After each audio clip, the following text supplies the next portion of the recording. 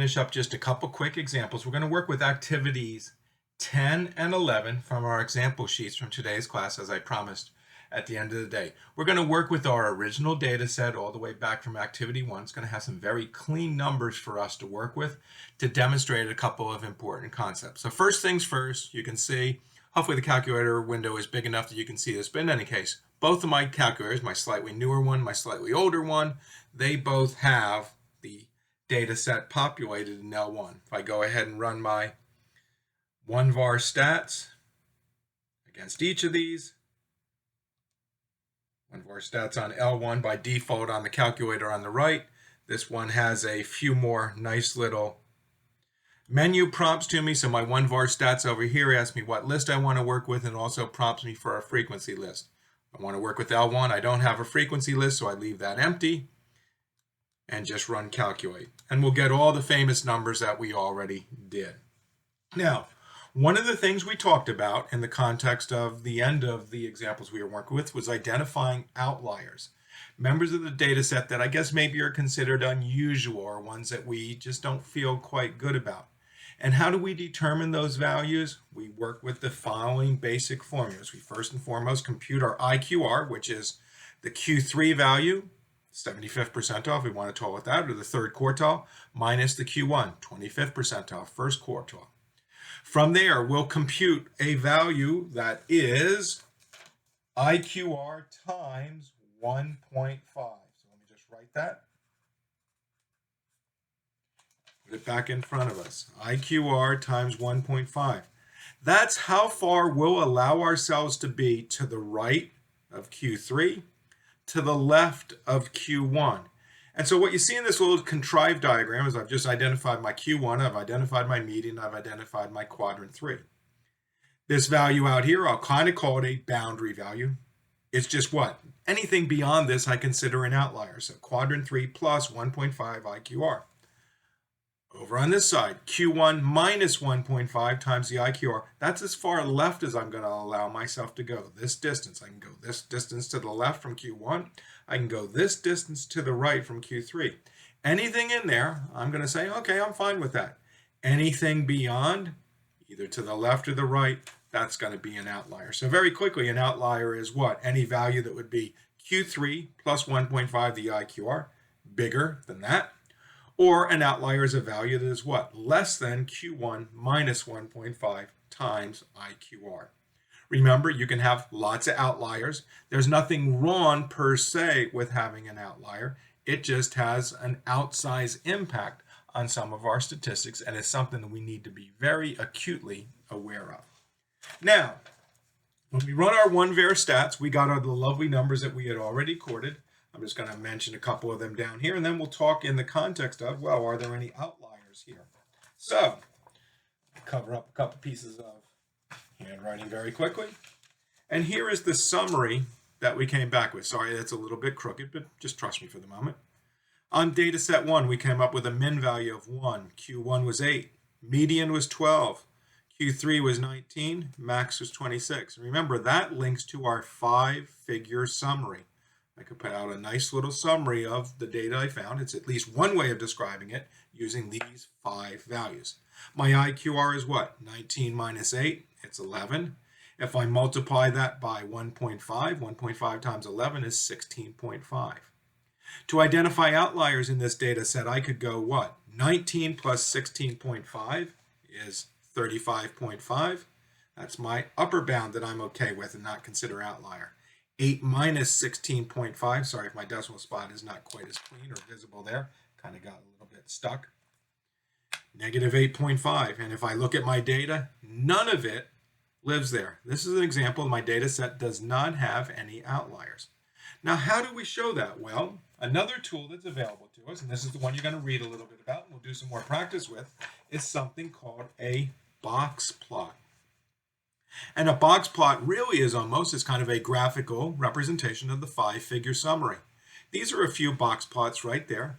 Notice what do? We mark a min, a max, and then our other 3 elements of the 5-figure summary, Quadrant 1, median, quadrant 3. And we put that middle half between quadrant 1 and quadrant 3, we put it in a little box. That's why it's called a box plot, or sometimes a box and whisker plot. Now, the shape of that box, well, it all depends. I keep saying it depends on your data. Quadrant 1, what the Q1, what the median value is, what Q3 is. Sometimes maybe they're very, very symmetrical, as you see in this first box, where both halves are kind of look equally weighted. Sometimes what? The median is real close to quadrant 3. I might have something that's skewed a little bit to the right. Over here, what do I notice? My median and the first quartile are pretty close to each other. Again, totally legitimate. So box and whisker plots, or box plots, they can come in all shapes and sizes, again, just kind of depending to a certain extent on all your data. Now, a calculator can show this, and let's walk through that on both of our calculators. Let me turn them both back on. My calculator that has a menu, my calculator that does not have a menu. And what I'd like you to do now is, because we're going to find a way in which we can quickly display this graphically, I'd like you to hit second and then your plot, and do that on your calculator.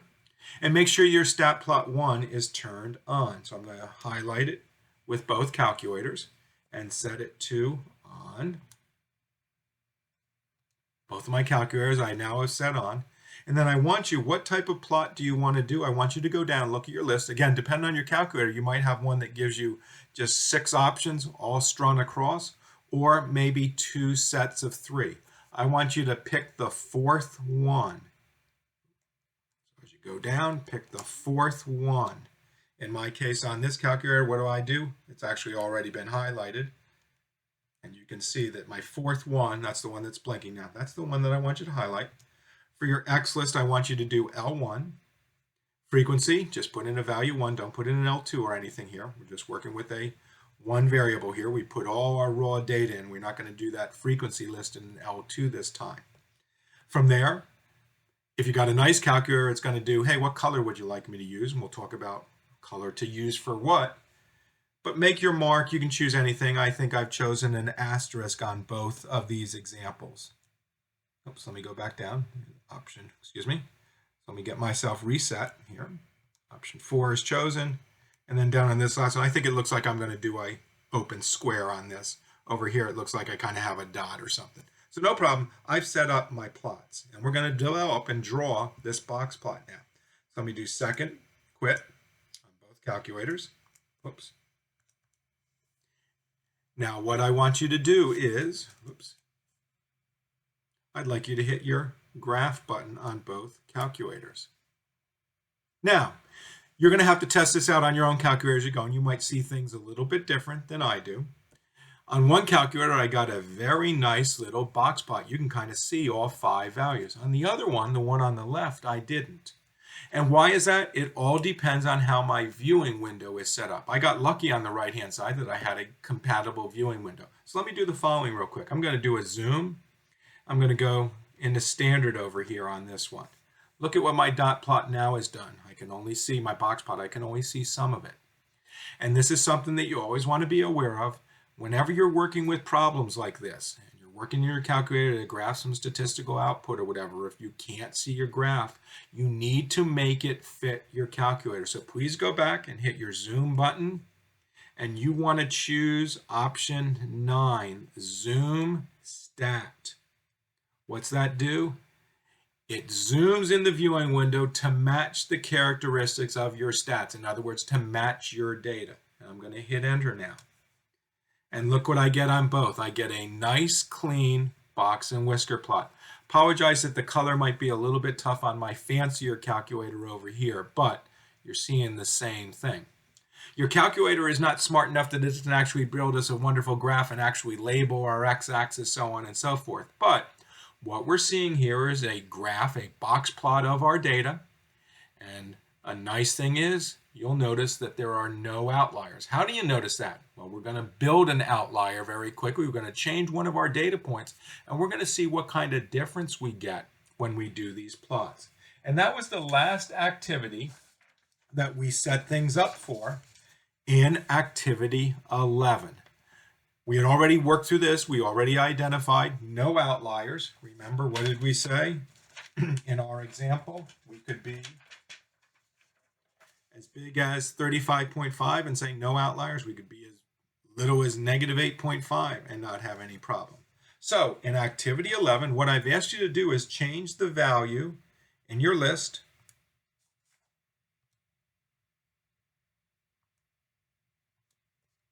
your value of 26. I asked you to, get back into my L1.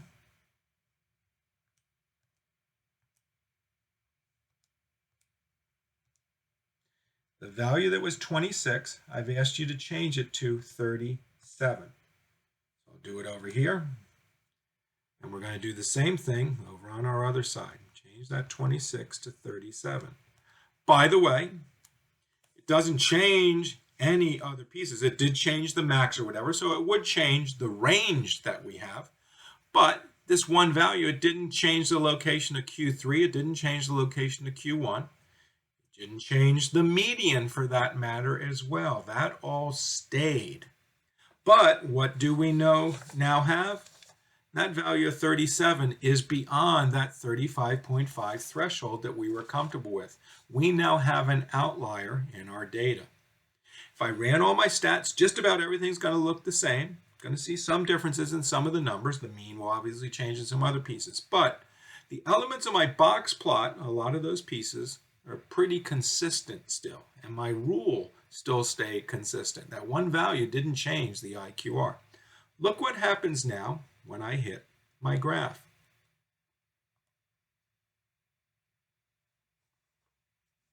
I'll wind up with a similar view. And now I'm going to do one more thing. I'm going to do zoom, stat one more time. And look what now has happened on the graph. I'm going to do it on the other one. Look how things have gotten truncated just a little bit.